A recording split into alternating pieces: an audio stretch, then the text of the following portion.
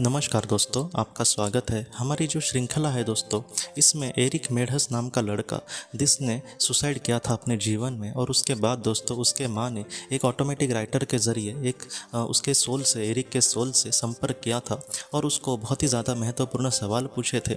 आज के भाग में दोस्तों हम ये देखने वाले हैं कि एरिक के माँ ने उसको ये कहा है कि पृथ्वी पर जैसे जो इंसान होता है वो जब कोई अच्छा समझो कार्य करे तो उसको ये लगता है बहुत बार कि उसके बारे में सारे लोगों को पता चले कि मैं कितना अच्छा हूँ कि मैंने ऐसा कुछ कार्य किया। और कोई भी इंसान दोस्तों जो नॉर्मल है या फिर निचले स्तर का समझो है, तो ऐसे वक्त में अगर वो कुछ किसी का बुरा करे तो वो इन सारी चीज़ों को बारे में सोचता है कि किसी को भी ये ना पता चले, या फिर समझो किसी ने उस पर आरोप भी लगाए किसी कुछ बुरा करने के जो उसने कार्य किया है, तो ऐसे वक्त में वो इन सारी चीज़ों को एक्सेप्ट नहीं करता, वो अपनी गलती नहीं कहता। वो यही कहता है कि नहीं मैंने ये नहीं किया, और पूरी तरीके से समझो उस पर आरोप सिद्ध हो गए। तब ऐसे वक्त में वो उसकी जिम्मेदारी भी नहीं लेता। वो ये कहता है बहुत बार कि हालात ही ऐसे आए कि मुझे ऐसा कुछ करना पड़ा। मतलब इन सारी चीज़ों के बारे में वो पीछे पीछे उसके भागता है कि मैंने ये सारी चीज़ें नहीं की थी। क्या आत्मा भी ऐसे करती है? क्या आत्मलोक में इस तरीके से एरिक के माँ ने उसको सवाल पूछे, तब उसने बहुत ही अच्छे से इसका जवाब दिया है दोस्तों। एरिक ने खुद का भी बारे में कहा है कि जैसे मैंने सुसाइड किया था उसके बारे में एरिक ने कहा है कि अभी भी मेरे दिल में यही ख्याल आता है कि मैंने अगर समझो सुसाइड नहीं किया होता तो मैं अपने माँ के साथ वहाँ पर ज़िंदगी जी रहा होता।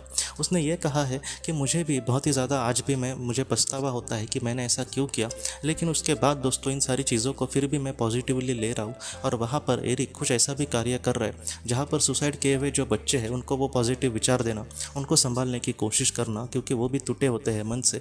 तो इस तरीके से जो बातें हैं दोस्तों एरिक ने कही है, उसने ये कहा है कि यहाँ पर पृथ्वी के बाद दोस्तों जो आत्मालोक की जो दुनिया शुरू होती है, वहाँ पर जो भी आत्मा ने समझो बुरे कार्य किए हैं, इन सारी चीज़ों की जिम्मेदारी वो बहुत ही अच्छे से लेती है।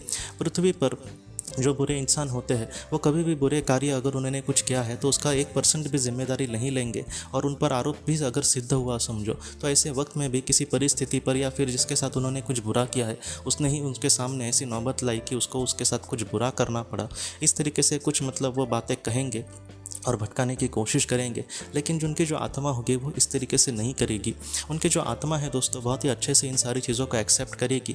वो इन सारी चीज़ों में जो भी उसका गलत हुआ है उसके बारे में उसका स्वीकार करेगी, और उसको अब किस तरीके से सुधारनी है चीज़ों को उसके बारे में भी वो आगे का फैसला लेगी। वो ऐसा ज़रा भी नहीं सोचेगी कि ये सारी जो चीज़ें हैं वो मैंने अगर स्वीकारी तो मुझे बहुत ज़्यादा मतलब मेरा कुछ ईगो हर्ट वगैरह होगा। इस तरीके से भी बहुत बार लोगों को होता है, जैसे किसी के सामने कुछ अपनी गलती स्वीकार करना उनको मतलब होता ही नहीं, उनको लगता है कि मेरी इसमें बहुत ही ज़्यादा बेइज्जती होगी।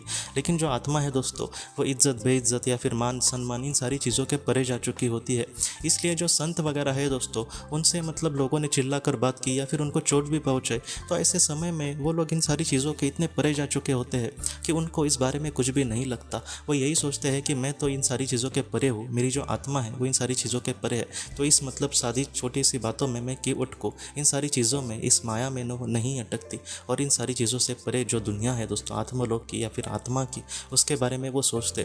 तो जो आत्मा है दोस्तों नॉर्मल मतलब जो मध्यम स्तर की और उच्च स्तर की, वो इन सारी चीज़ों के बारे में नहीं सोचती। जो निचले स्तर की आत्माएं होती है दोस्तों, वो क्या होता है उनके साथ कि उन्होंने समझो कुछ बुरा काम किया तो पृथ्वी से जाने के बाद उनको पता चलता है कि वो एक बुरी आत्मा थी, उन्होंने बहुत ही ज़्यादा मतलब बहुत ही कम अच्छा काम किया है और बहुत ही ज़्यादा मतलब अनगिनत समझो बुरा काम किया है।